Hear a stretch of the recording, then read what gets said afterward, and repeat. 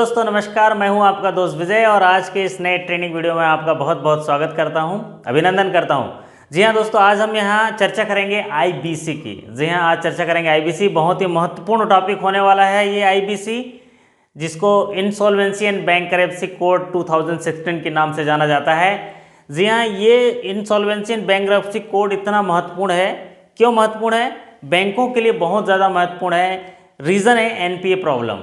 बैंकों में एनपीए बहुत बढ़ रहा है और उनको इस एनपीए की रिकवरी के लिए, रिजोल्व करना, कंपनियों को लिक्विडेट करने के लिए ये जो कोड होता है इंसॉल्वेंसी एंड बैंकरप्सी कोड, ये बहुत ही महत्वपूर्ण है। और सबसे बड़ी महत्वपूर्ण उन साथियों के लिए है जो बैंकिंग एग्जाम में, प्रमोशन एग्जाम में भाग ले रहे हैं, क्योंकि इतना महत्वपूर्ण है एग्जाम की दृष्टि से कि इससे सवाल आने ही आने हैं। तो थोड़ा सा समझते हैं कि ये इंसॉल्वेंसी एंड बैंकरप्सी कोड आया क्यों। अगर हम इंडियन इकोनॉमी रिफॉर्म को देखेंगे तो 1991 को अगर याद करेंगे तो वो जो टाइम था उदारीकरण का था, लिबरलाइजेशन का था, प्राइवेटाइजेशन का था, ग्लोबलाइजेशन का था, तो उसमें सही समय था कंपनियों को भारत में मार्केट में एंट्री करने के लिए, इंडिया में एंट्री करने के लिए। तो ये राइट टू एंट्री था, क्योंकि काम करने के लिए द्वार खोले गए उदारीकरण के द्वारा, प्राइवेटाइजेशन के द्वारा और ग्लोबलाइजेशन के द्वारा। तो 1991 में ये राइट टू एंट्री था भारत में काम करने के लिए। फिर 2002 में कंपटीशन एक्ट बना, कंपटीशन एक्ट बना, और 2009 में कंपटीशन कमीशन ऑफ इंडिया बना, जिससे यहाँ compete करना, बिजनेस को रन करना, कंपटीशन के साथ रन करना किस तरह से आसान हो, मतलब राइट टू कम्पीट मिला। और लेकिन कंपनियों को राइट टू एग्जिट नहीं था, कि अगर नहीं चल पाया तो कैसे करके बाहर निकलेगा इससे, वो नहीं था, जिसको 2016 में इंसॉल्वेंसी एंड बैंकरप्सी कोड बनाया गया, जिसे राइट टू एग्जिट भी कहा जाए।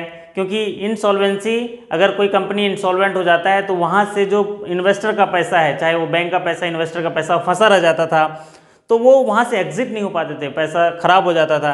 तो ये राइट टू एग्जिट मिला। तो इसको अगर हम समझेंगे तो 1991 में राइट टू एंट्री मिला इंडिया में मार्केट करने के लिए, बिजनेस करने के लिए, और 2009 में राइट टू कम्पीट मिला, बिजनेस को कैसे कम्पीट किया जाए, सही तरीके से लॉ बनाए गए, और 2016 में राइट टू एग्जिट मिला, वहाँ से बाहर कैसे निकाले जाएंगे। जी हाँ, तो ये थोड़े से ब्रॉडर पॉइंट था कि किस तरह से इस इंसॉल्वेंसी एंड बैंकरप्सी कोड, इसकी कमी थी कि अगर इसके बावजूद भी कंपनियां नहीं चल पाई और तो उनको कैसे एग्जिट किया जाए, कैसे उसको लिक्विडेट किया जाए, रिजॉल्व किया जाए। तो ये राइट टू एग्जिट के लिए पॉलिसी बनाई इंसॉल्वेंसी एंड बैंकरप्सी कोड 2016। तो चलिए अब हम समझते हैं कि इसके ऑब्जेक्टिव क्या हैं। जी हाँ, आईबीसी का मेन ऑब्जेक्टिव क्या है? Resolution of insolvency of corporate, LLP, individual and partnership firm. जी हाँ, अगर कोई कॉरपोरेट, एलएलपी, इंडिविजुअल और पार्टनरशिप फर्म इंसॉल्वेंट हो जाता है, मतलब इंसॉल्वेंट हो जाने के बाद उसका रिजोल्यूशन इसका मेन उद्देश्य है। रिजोल्यूशन होगा कि उसको किस तरह से डेप्ट रिकास्ट बना के, एक डेप्ट रिकास्ट प्लान बना के उसको फिर से वाइबल बना दिए, उसको फिर से प्रॉफिटेबिलिटी में कन्वर्ट कर दी जाए, उसको बोलते हैं रिजोल्यूशन। या उसको वाइंड अप किया जाए, लिक्विडेट किया जाए उस कॉर्पोरेट को, एलएलपी को, इंडिविजुअल पार्टनरशिप को। तो इसका उद्देश्य, बहुत बढ़िया उद्देश्य इसका आईबीसी का, कि रिजोल्यूशन ऑफ इंसॉल्वेंट एंटिटी। जी हाँ, अगली बात समझते हैं कि it is a code not an act. जी हाँ, ये इंसॉल्वेंसी एंड बैंकरप्सी कोड 2016 है। जी हाँ, ये कोड है, ये एक्ट नहीं है। और कोड को अगर हम समझें तो कोड जो होता है ना, एक्ट से थोड़ा ऊपर होता है, ब्रॉडर वे में होता है। एक्चुअल में कोड जो होता है, बहुत सारे एक्ट को अगर सबस्यूम कर दिया जाए, सबको मिला दिया जाए, तो वो कोड बनता है। जिस तरह आप वेज कोड बिल है, वो लगभग 100 से 150 वेजेज एक्ट को मिला के 4 या 5 वेज कोड बने हैं। ठीक उसी तरह ये जो है आईबीसी जो कोड है, ये बहुत सारे एक्ट को मिलाकर उनको सबस्यूम करके एक कोड बना है। जैसे कंपनी एक्ट है, आरडीडीबी एक्ट है, सरफेसी एक्ट है और डीआरटी एक्ट है। ये सबको मिला के एक कोड बना है जिसको बोलते हैं आईबीसी। जी हाँ, यहाँ आप समझते हैं इंसॉल्वेंसी का मीन्स क्या है, इंसॉल्वेंसी का मतलब क्या है। इंसॉल्वेंसी का मतलब यहाँ पर ये होगा कि अगर कोई कॉरपोरेट है, कॉरपोरेट या एलएलपी है, और वो अपना जो ड्यू पेमेंट है वो 1 लाख रुपए तक का ड्यू पेमेंट वो फेल हो जाता है पटाने में। समझ आया कि आज 23 तारीख को उसको पटाना था पेमेंट ड्यू और वो पटा नहीं पाया तो इंसॉल्वेंट हो गया, मतलब वो इनकैपेबल हो गया उस तारीख को कि अपना वो ड्यू पेमेंट पटा नहीं पा रहा है। Failure to pay due payment up to 1 lakh, ये कॉर्पोरेट में और कंपनी कॉर्पोरेट और एलएलपी में। और अगर वो इंडिविजुअल केस है, नॉन कॉर्पोरेट इंडिविजुअल है, पार्टनरशिप फर्म है, तो अगर वो फेल हो जाता है अपना ड्यू अमाउंट जो 1,000 तक रुपए तक है तो वो इंसॉल्वेंट कहलाएगा। जी हाँ, उसका अगर ड्यू पेमेंट 1,000 रुपये तक है नॉन कॉर्पोरेट में तो भी वो इंसॉल्वेंट कहलाएगा। ये इंसॉल्वेंसी का मतलब है, मतलब उस दिन नहीं पटा पाया, मतलब समझ लीजिए आपका एक ड्यू पेमेंट है 23 तारीख को, 23 दिसंबर को ड्यू पेमेंट है और आप 23 तारीख को पटा नहीं पाए, मतलब उस तारीख को आप इनकैपेबल हो गए, मतलब इंसॉल्वेंट हो गए। सेंट्रल गवर्नमेंट कॉर्पोरेट के केस में इसको 1 करोड़ तक बढ़ा सकता है और सेंट्रल गवर्नमेंट जो है नॉन कॉर्पोरेट के केस में इस जो ड्यू पेमेंट है इसको 1 लाख तक बढ़ा सकता है। जी हाँ, ये इंसॉल्वेंसी का मतलब होता है। दूसरा मतलब होता है बैंक करप्सी। बैंक करप्सी का मतलब ये होता है legal declaration of insolvency. Legal declaration of insolvency ये तो एक मतलब हो गया, लेकिन अगर legal declaration of insolvency by adjudicating authority, executing body, executing मतलब निर्णायक निर्णय जैसे बोलते हैं, जैसे इसमें एनसीएलटी एंड डीआरटी है। NCLT national company law tribunal है और डीआरटी डेब्ट रिकवरी ट्रिब्यूनल है। तो अगर ये लीगल जो बॉडी हैं ये अगर इनको लीगल डिक्लेरेशन कर देते हैं कि इंसॉल्वेंट है तो उसको बोलते हैं बैंक करप्सी। जी हाँ, ये दोनों मतलब समझने के लिए है। अब हम करते हैं कि इसमें इस प्रोसेस को, आईबीसी के प्रोसेस को स्टार्ट कौन कर सकता है। जी हाँ, इस प्रोसेस को डेब्टर क्रेडिटर दोनों स्टार्ट कर सकते हैं, मतलब बोरोवर भी स्टार्ट कर सकता है और साथ ही साथ फाइनेंशियल क्रेडिटर भी स्टार्ट कर सकता है। यहाँ क्रेडिटर मतलब बैंक्स, फाइनेंशियल इंस्टीट्यूशन भी स्टार्ट कर सकते हैं। डेब्टर भी बोल सकता है कि मैं नहीं पटा पाया तो मैं इंसॉल्वेंट हो गया, एप्लीकेशन दे सकता है। या जो क्रेडिटर है वो भी यहाँ एप्लीकेशन दे सकते हैं। क्रेडिटर इसमें फाइनेंशियल क्रेडिटर होते हैं, ऑपरेशनल क्रेडिटर होते हैं, कॉर्पोरेट क्रेडिटर हो सकते हैं, इनमें से भी ये यहाँ पर इसको स्टार्ट करते हैं। तो चलिए अब इसका समझते हैं, इसका फ्रेमवर्क किस तरह से है। जी हाँ, अब इसका हम लोग फ्रेमवर्क समझते हैं कि ये फ्रेमवर्क क्या है। इसका बात करेंगे हम आईबीसी के फ्रेमवर्क पे। तो आईबीसी का फ्रेमवर्क इस तरह से काम करता है। आईबीसी के फ्रेमवर्क को दो भागों में बांटते हैं। जी हाँ, एक भाग होता है वो रेगुलेटर। जी हाँ, एक भाग होता है वो रेगुलेटर, और ये जो रेगुलेटर भाग होता है इसमें आते हैं IBBI, insolvency and bank करप्सी board of India. ये रेगुलेटर पार्ट होते हैं। रेगुलेटर का मतलब उनके सुपरविजन में होगा और वही आगे से ऊपर से देखिए वो रेगुलेट करेंगे इस आईबीसी कोड को, इंसॉल्वेंसी बैंक करप्सी कोड को ये रेगुलेट करेंगे। जी हाँ, insolvency and bank करप्सी board of India ये रेगुलेटर हैं इसके। अब इनका भी अक्टूबर 16 में गठन हुआ था जब ये बैंक करप्सी कोड लागू किया गया था। और दूसरे भाग में आएंगे एजुडिकेटर, और दूसरे भाग में आएंगे एजुडिकेटर। जी हाँ, एजुडिकेटर वो निर्णायक निर्णय लेते हैं इस आईबीसी के लिए। इसमें दो हैं, एनसीएलटी और डीआरटी। जी हाँ, एनसीएलटी जिसको national company of law tribunal बोलते हैं और डीआरटी डेब्ट रिकवरी ट्रिब्यूनल।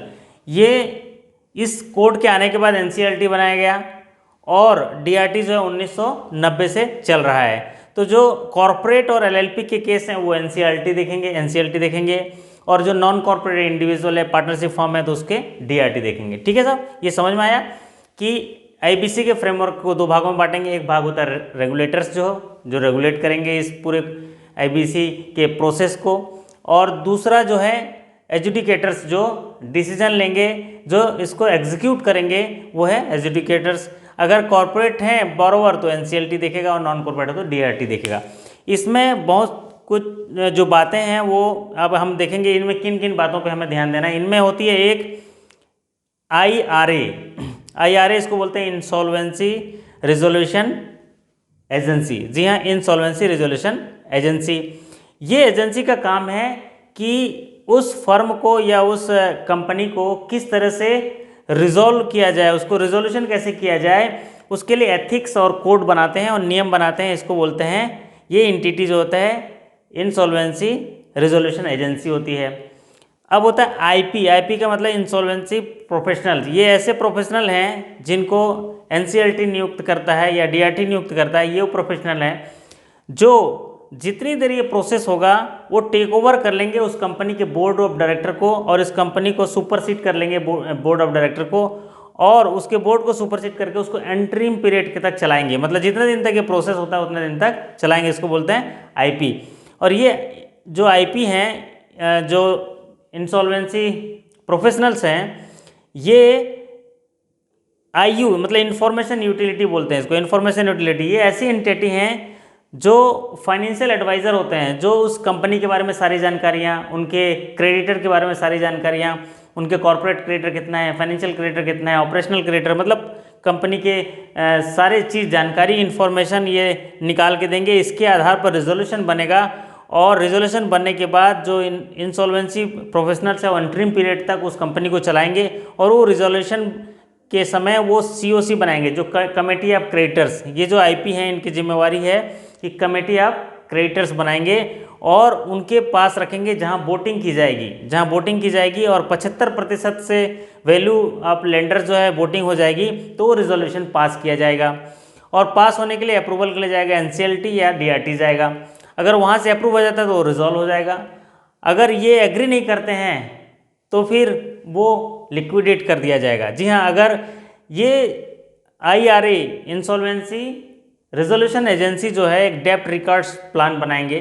डेप्ट रिकॉर्ड्स प्लान जो होता है कि किस तरीके से कंपनी को फिर से प्रॉफिट में लाया जाए, एक उस विद इन पीरियड में जो टाइम फॉर्म है उसमें बनाएंगे डेप्ट रिकॉर्ड्स प्लान। और उसको अगर सीओसी जो है वो अडॉप्ट कर लेते हैं या एग्री कर जाते हैं, उसको कमेटी ऑफ क्रेडिटर्स एग्री कर जाते हैं तो वो रिजॉल्व हो जाएगा। और अगर एग्री नहीं करते हैं तो फिर लिक्विडेट हो जाएगा। ये मोटा मोटी आप ये इनसे समझ लीजिए। आईआरए मतलब इंसॉल्वेंसी रिजोल्यूशन एजेंसी, आईपी मतलब इंसॉल्वेंसी प्रोफेशनल जो इसको एंट्रीम पीरियड तक चलाएंगे, और इंसॉल्वेंसी जो इंफॉर्मेशन यूटिलिटी, इसका मतलब होता है ये वैसे फाइनेंशियल एडवाइज़र हैं जो इस कंपनी के बारे में वो सारा डिटेल्स लाएंगे, क्रेडिटर के बारे में डिटेल्स लाएंगे, उसके सारे डिटेल्स लाएंगे, ये इनका काम है।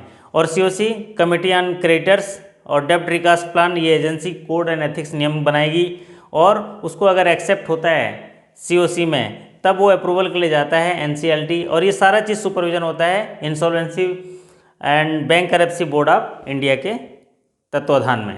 जी हाँ, तो अब बात करते हैं हम लोग कि किस तरह से ये प्रोसेस इसका काम करेगा, या सबसे पहले देख लेते हैं इसके बेनिफिट क्या है, ये जो आईबीसी के बेनिफिट क्या हैं। तो चलिए अभी हम लोग बात करते हैं इनके आईबीसी के। जी हाँ दोस्तों, ये आईबीसी का जो रेगुलेटर होता है आईबीबीआई, जिसको बोलते हैं insolvency and bank करप्सी board of India, इसमें 10 मेंबर होते हैं इंक्लूडिंग चेयरमैन, और ये उनके पूरे रेगुलेटरी बॉडी है आईबीबीआई। जी हाँ, अब इसके देखते हैं आईबीसी के बेनिफिट्स क्या हैं। बेनिफिट्स ये हैं कि सबसे पहला बेनिफिट तो ये है, जो बढ़िया बेनिफिट है वो है ईज ऑफ डूइंग बिजनेस बढ़ेगा। जी हाँ, वर्ल्ड बैंक ने एक ईज ऑफ डूइंग बिजनेस के लिए एक मार्किंग करते हैं, एक रैंकिंग करते हैं। अगर उसमें किसी देश का रैंकिंग बहुत अच्छा होता है तो उसको इन्वेस्टर बहुत मिलते हैं, उसको वहाँ पर काम करने का बहुत ही अच्छा प्लेटफॉर्म मिलता है, जिसको बोलते हैं ईज ऑफ डूइंग बिजनेस। अगर इसको बोलें तो enhance asset and service excellence बोलते हैं। एक ईज ऑफ डूइंग बिजनेस का वर्ल्ड बैंक एक सर्वे कराती है, जिसके आधार पर रैंकिंग इंडिया के अभी रैंकिंग देखेंगे तो 63 रैंकिंग है। अगर 2014 में देखेंगे तो ये जो रैंकिंग था 130 था, और अगर हम 2018 में देखेंगे तो वो 77 रैंकिंग था, और अभी ये 63 रैंकिंग है। ईज ऑफ डूइंग बिजनेस को बहुत बढ़ावा मिलेगा, अच्छा मिलेगा। ईज ऑफ डूइंग बिजनेस अच्छा है तो एक माहौल बनता है कि चलिए यहाँ पर काम करने का माहौल अच्छा है। जी हाँ, दूसरा बेनिफिट होने वाला है बैंक और एआरसी को, क्योंकि बैंकों का बहुत पैसा ऐसी कंपनियों में, एलएलपी में, इंडिविजुअल में, पार्टनर में फंस जाता है, और वो कंपनियां एग्जिट नहीं हो पाती, उन्हें लिक्विडेट नहीं कर पाते, उनको रिजॉल्व नहीं कर पाते, जिसकी वजह से बैंक का पूरा पैसा फंसा रहता है और प्रोविजन करके रखे रहते हैं। तो बैंकों को बहुत फायदा होने वाला है। एआरसीज को फायदा होने वाला है क्योंकि ये बैड लोन खरीदते हैं, एनपीए खरीदते हैं, तो इनको फायदा होने वाला है। दूसरा, जब एक कंपनी इंसॉल्वेंट होता है तो इंसॉल्वेंट होने के बाद बैंक को एनपीए तो बढ़ता ही बढ़ता है, उनमें मतलब प्रॉब्लम होता है। लेकिन अगर इससे आईबीसी कोड से बैंक को भी फायदा होगा, एआरसी को, साथ ही साथ जो लॉकड अप एसेट हो जाते हैं, अगर कोई कंपनी जो है इंसॉल्वेंट हो जाता है तो उसका जो एसेट्स है वो लॉकड अप हो जाता है, वो फ्री हो पाएगा, वो लिक्विडेट हो पाएगा, उसको लिक्विडिटी मिल जाएगी। दूसरा, इन्वेस्टमेंट को बढ़ावा मिलेगा। जी हाँ, इन्वेस्टमेंट को बढ़ावा मिलेगा। क्यों? क्योंकि यहाँ राइट टू एंट्री तो मिला कि काम करने के लिए एक अच्छा माहौल मिला एंट्री करने के लिए, साथ ही कॉम्पीट करने के लिए भी माहौल मिला। लेकिन अगर कुछ खराब स्थिति आई तो उस समय राइट टू एग्जिट भी है, मतलब इन्वेस्टर भी राइट टू एग्जिट है कि किसी भी समय अगर कुछ गड़बड़ हुआ तो हमको ज़्यादा दिन इंतजार नहीं करना पड़ेगा, क्योंकि ये टाइम बॉन्डिंग प्रोसेस है। टाइम बॉन्डिंग प्रोसेस है। जी हाँ, ये जो प्रोसेस है स्टार्ट होता है तो उसको 180 दिन में ख़त्म करना है, और इन सच के सम केसेस 90 दिन और आगे बढ़ाया जा सकता है। मतलब 270 दिनों में इसको प्रोसेस को कंप्लीट करना है, रिजोल्व करना है, या तो रेजोल्यूशन पास होगा या तो लिक्विडेट होगा। तो इन्वेस्टर के लिए बहुत सेफ है, इसीलिए इनको फायदा होने वाला है। दूसरा, कॉर्पोरेट बॉन्ड मार्केट को इंप्रूवमेंट मिलेगा। जी हाँ, हमें भरोसा रहता है गवर्नमेंट बॉन्ड, क्योंकि वो सिक्योर रहता है, हमें उन पर ज़्यादा भरोसा रहता है। कॉर्पोरेट बॉन्ड हम लोग नहीं लेते थे, क्योंकि ये जो आईबीसी आया है इसके बाद चूँकि कंपनी को एग्जिट होने में बहुत है, इनको लिक्विडेट होने में ये पॉलिसी मदद करता है, इसलिए कॉर्पोरेट बॉन्ड मार्केट को एक अच्छा इंप्रूवमेंट मिलेगा। ये जी हाँ, मैंने पहले बता दिया, टाइम बॉन्डिंग प्रोसेस है कि अगर ये प्रोसेस एक बार एनसीएलटी और या डीआरटी ने एक्सेप्ट किया तो एक्सेप्ट करने के 180 दिनों के अंदर इसको कंक्लूड करना रहता है, इस प्रोसेस को कंप्लीट करना रहता है, और किन्हीं केसेस में इसको 90 दिन तक और बढ़ाया जाता है, मतलब टोटल 270 दिनों में इसको कंप्लीट करना है। अगर स्मॉल कंपनियां हैं जिनमें टर्नओवर 1 करोड़ तक नीचे है, 1 करोड़ से नीचे है, तो उनको 90 दिनों के अंदर कंक्लूड करना होता है, और उनको 45 दिन का एक्सटेंशन मिलता है, मतलब 135 दिनों में कंप्लीट करना है। तो ये हैं कुछ फायदे आईबीसी के। जी हाँ, ये फायदे होने की वजह से आईबीसी बहुत ही महत्वपूर्ण होता है। तो चलिए अब बात करते हैं इसका कि इसका प्रोसेस कैसा होगा, इसके रिजोल्यूशन का प्रोसेस कैसा होगा, या इसका सीक्वेंस क्या होगा कि किस तरीके से ये रिजोल्यूशन यहाँ पर होगा। तो चलिए अब बात करते हैं रिजोल्यूशन का कि इसका रिजोल्यूशन प्रोसेस किस तरह से चलेगा। आइए इसमें समझते हैं। ये एक्चुअल में 4 स्टेप प्रोसेस है, 4 स्टेप प्रोसेस है। तो शुरुआत कहाँ से होगी? पहले नंबर से शुरुआत होगी, और इसकी शुरुआत कौन करेगा? अगर कोई जो डेप्टर है, अगर वो फेल हो जाता है, ड्यू पेमेंट करने के लिए फेल हो जाता है, जैसे कॉर्पोरेट के केस में 1 लाख रुपए और नॉन कॉर्पोरेट केस में 1000 रुपये, तो इसके लिए एनपीए होने तक का इंतजार करने की ज़रूरत नहीं है। जी हाँ, जैसे ही अमाउंट ड्यू हो जाता है और वो पे करने के लिए फेल हो जाता है तो वो अपने आप को इंसॉल्वेंट कर सकता है। इसकी स्टार्ट या तो डेप्टर भी कर सकता है, जिसको बोरोवर बोलते हैं, और क्रेडिटर भी कर सकता है, फाइनेंशियल इंस्टीट्यूशन या बैंक इसकी शुरुआत कर सकते हैं। तो ये दोनों कहाँ से अप्रोच करेंगे? एनसीएलटी और डीआरटी पे जाएंगे कि हम इंसॉल्वेंट हो गए हैं, इसके लिए जानकारी देगा एनसीएलटी पे और डीआरटी पे। अब डीआरटी को इसको 14 दिनों के अंदर एक्सेप्ट करना है। जी हाँ, 14 दिनों के अंदर, जिस दिन ये एनसीएलटी और डीआरटी के पास जाते हैं तो 14 दिनों के अंदर एक्सेप्ट करना है, तो एक्सेप्ट करेगा या तो रिजेक्ट करेगा। और अगर एक्सेप्ट कर लिया तो फिर स्टार्ट होता है सेकेंड प्रोसीजर। जी हाँ, सेकेंड प्रोसीजर होता है एनसीएलटी जो है ये अपॉइंट करते हैं एक आईपी, इंसॉल्वेंसी प्रोफेशनल्स। ऐसे प्रोफेशनल को ये नियुक्त करते हैं जो जितनी देर तक ये प्रोसेस चलेगा, जैसे 270 डेज चलता है प्रोसेस या 180 डेज चलता है, तो उसको एंटरिम पीरियड तक उसको सुपरसीड करेगा, उसके बोर्ड को, और इसको चलाएगा इस कंपनी को। तो एनसीएलटी नियुक्त करते हैं इंसॉल्वेंसी प्रोफेशनल। जैसे आईएलएफएस के केस में उदय कोटक को जो इंसॉल्वेंसी प्रोफेशनल बनाया गया था, ठीक उसी तरह ये इंसॉल्वेंसी प्रोफेशनल जो है एनसीएलटी नियुक्त करेगा। अब ये इंसॉल्वेंसी प्रोफेशनल क्या करेंगे? ये इंफॉर्मेशन यूटिलिटी की मदद से, फाइनेंशियल एडवाइज़र की मदद से उस कंपनी के बारे में सारी जानकारी निकालेंगे कि उनके फाइनेंशियल एडवाइज़र के मदद से वो सारे चीज़ों की जानकारी इकट्ठा करेंगे कि यहाँ इनके जो क्रेडिटर कौन है, उनका कलेक्शन क्या है, सारा चीज़ वो इन्फॉर्मेशन कलेक्ट करके वो इंसॉल्वेंसी रिजोल्यूशन एजेंसी की मदद से वो एक एथिक्स बनाएंगे, रेजोल्यूशन जो बनाएंगे कि इसको कैसे इसका जिसको बोलते हैं डेप्ट रिकॉस्ट प्लान, यहाँ पर इसको लिख सकते हैं, डेप्ट रिकॉस्ट प्लान बनाएंगे कि कैसे उस कंपनी को फिर से चलाया जा सकता है, बेहतरी से चलाया जा सकता है, उसको प्रॉफिटेबल कंपनी बनाया जा सकता है। अब ये जो इंसॉल्वेंसी प्रोफेशनल्स है ये कमेटी ऑफ क्रेडिटर्स बनाएंगे। कितने क्रेडिटर्स हैं? जैसे एनसीएलटी यहाँ एक्सेप्ट करता है, एक न्यूज़पेपर में इसका पब्लिकेशन आएगा जिसमें कि कौन कौन से क्रेडिटर हैं जो यहाँ पर लगे हैं, उनकी इन्फॉर्मेशन ली जाएगी। तो ये आईपी की जिम्मेदारी है इंसॉल्वेंसी प्रोफेशनल की कि वो कमेटी ऑन क्रेडिटर्स बनाएगी, और ये अकाउंटेबल भी होगा इनके ऊपर। जो इंसॉल्वेंसी प्रोफेशनल है वो कमेटी ऑन क्रेडिटर के अकाउंटेबल भी होगा। अब ये डेप्ट रिकास प्लान बना के यहाँ पर सारे मदद से डेप्ट रिकास प्लान बनाएंगे जो COC को एग्री करना होता है। जो कमिटी एंड क्रेडिटर्स हैं उनके 75% जो लेंडर हैं इन वैल्यू, अगर वो एग्री कर जाते हैं तो उस रेजोल्यूशन पे, जिस रेजोल्यूशन को बनाया गया है यहाँ पर, उस रेजोल्यूशन को एग्री कर जाते हैं तो वो अप्रूवल के लिए जाता है NCLT अप्रूव हो गया तो समझ लीजिए वो रेजोल्यूशन हो जाएगा।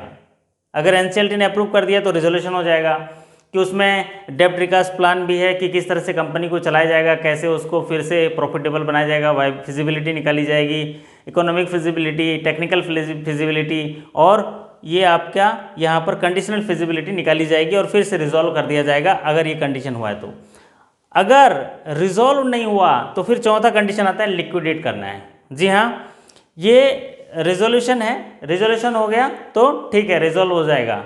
लेकिन अगर रिजॉल्व नहीं हुआ तो फिर चौथा कंडीशन है लिक्विडेशन। लिक्विडेशन किस कंडीशन में होगा? या तो जो 75% ऑफ वैल्यू में लेंडर्स जो है एग्री नहीं करते हैं। दूसरा कंडीशन ये है कि अगर रेजोल्यूशन जो है अप्रूव नहीं हुआ NCLT से। तीसरा कंडीशन है कि अगर बोरोवर जो है उस रेजोल्यूशन के टर्म्स एंड कंडीशन को कंप्लाई नहीं कर पा रहा है। या चौथा कंडीशन है कि ये टाइम बॉन्डिंग है, 180 दिनों का समय दिया गया है, अगर उन दिनों में प्लस 90 दिन के एक्सटेंशन में अगर ये रिजोल्यूशन बन नहीं पाया तो फिर क्या केस होगा?